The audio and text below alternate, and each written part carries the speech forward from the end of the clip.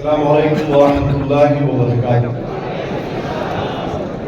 जनाब सदर मोहतरम ऑल इंडिया मुस्लिम मसला बोर्ड जनरल सेक्रेटरी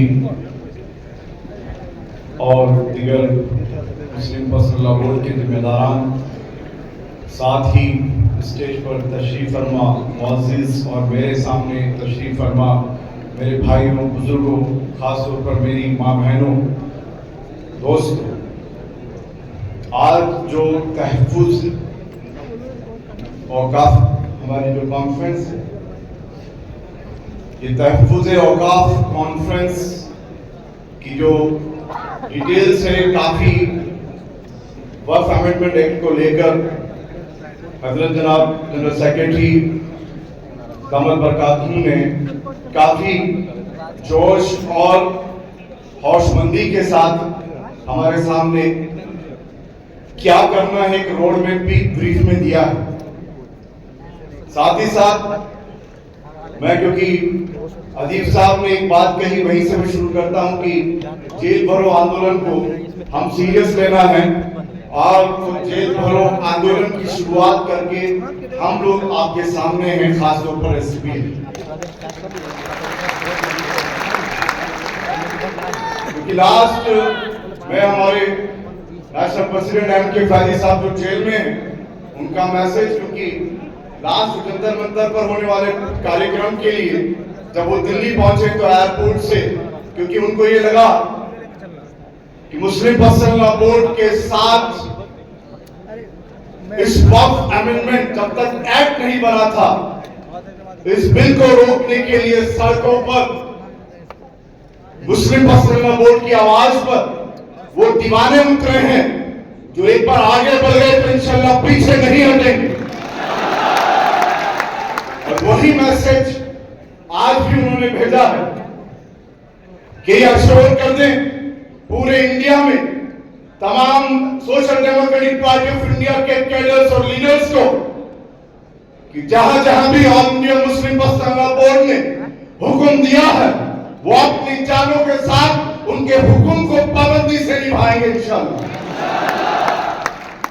तो इसी के साथ कि जो आज हसास एक ऐसा इशू जो मामला का नहीं, हमारे ईमान का मसला है, ये मामला का नहीं, हमारे ईमान का मसला है। इस ईमान के इस सब्जेक्ट पर हम ये अहद करें कि इंशाअल्लाह हम लोग ये मिशन को जब तक पूरा नहीं हो जाता हम पीछे नहीं हटेंगे। ये एक बात के साथ मैं चंद बातें 3-4 पॉइंट्स में करना चाहूंगा। इसके पहले मैं दुआ गो भी हूँ। आज हजरत मौलाना उबैदुल्लाह खान आदमी साहब जो नायब सदर हैं, वो बहुत बीमार हैं, उनके लिए भी दुआ करें, हॉस्पिटलाइज हैं, तो उनके लिए भी दुआ करें। साथ ही हमारे मुवैसी साहब जो ऑल इंडिया मिली काउंसिल के प्रेसिडेंट हैं, क्योंकि ये हमारे वो सरमाया हैं जो हमको गाइड करेंगे और हम उनकी सबके हुक्म के मुताबिक आगे चलना है। मेरे भाइयों और बहनों में एक बात ये कहना चाहता हूं कि आप सुन रहे होंगे कल परसों के अंदर एक इंसिडेंट होता है गुना MP के अंदर, जहां पर फसाद फैलाने वाले, और मैं जो बात कर रहा हूं ये ध्यान रखिएगा, मैं हिंदू भाइयों को साथ लेकर बात कर रहा हूं, भारत के तमाम नागरिकों को जो यहाँ की धर्मनिरपेक्षता और गंगा जमीन तहजीब को मानने वाले हैं, उन सबको साथ लेकर बात कर रहा हूं। तो जो गुना MP के अंदर, तो बात क्या है, हिंदू और हिंदुत्व दो अलग चीज है, जो संघ अध्यक्ष खुद भी कह चुके हैं कि हम लोग हिंदुत्व के लोग हैं। ये मोहन भागवत जी का बयान भी। तो जो हिंदुत्व फसाद फैलाता है या जिस तरीके से उनके प्रोपेगेंडे होते हैं, उसी का एक मैं एग्जांपल देकर गुना MP के अंदर फसाद किया और वहां के SP साहब जिन्होंने अपनी नौकरी को, जिन्होंने उस हक को, जो देशभक्त होता है, जो देश प्रेमी होता है, उस हक को अदा किया और ये उजागर किया कि ये फसाद फैलाने वाले बीजेपी के फला जिम्मेदार थे। फिर क्या किया, मैं इंटॉलरेंस पे आना चाहता हूं, यह जो असहिष्णुता आपको मालूम है मोदी 1 मोदी 2 के अंदर विश्व को यह दिखाया जा रहा था कि यहाँ कोई असहिष्णुता नहीं है, इंटॉलरेंस नहीं है। वो एसपी साहब का इस्तीफा कर दिया। ये पुलिस स्टेट बना हुआ जो उत्तर प्रदेश है, मेरठ का अभी का इंसिडेंट जो अलग प्रोपेगेंडा दिखाया गया मुर्शिदाबाद का, वेस्ट बंगाल के अंदर, जबकि वहां की सीएम ममता बनर्जी पहले ही कह चुकी थी कि यहां पर ये वक्फ अमेंडमेंट एक्ट को लागू ही नहीं करेंगे, वो पूरी तरह मुसलमानों के साथ है। तो मुसलमान वहां तो फसाद फैला ही नहीं सकता, वो एहतिजाज कर रहा है। मुस्लिम मसल्ला बोर्ड क्या कर रही है? वो एहतिजाज के जरिए से लोगों को जागरूक कर रही है, अवेयर कर रही है, अवेकिंग कर रही है। उठो, अपने हक और हुकूक को जानो। या 2 संविधान नहीं है, एक संविधान है। जो मोदी साहब को राइट है वही राइट हम सबको भी है।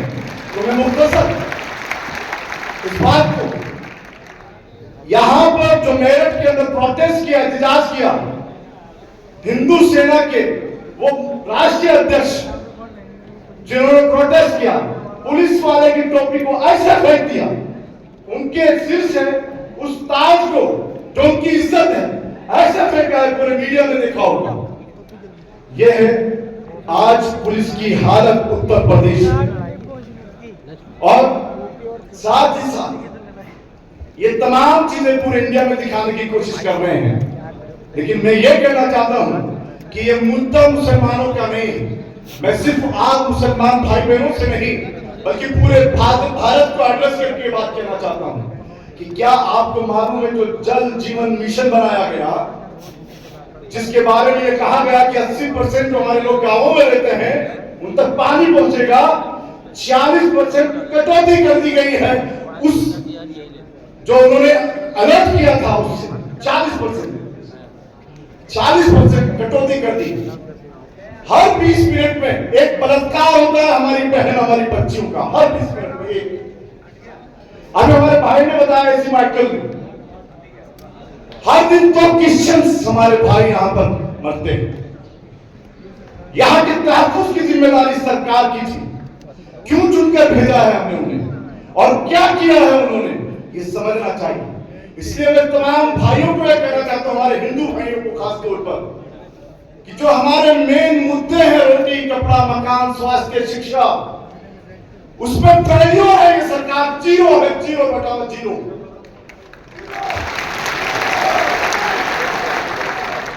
उन गुनाहों को छुपाने के लिए ये मुस्लिम हिंदू 370 ट्रिपल तलाक मदरसा और फिर वर्क और फिर आगे यूसीसी की तैयारी कर रही है।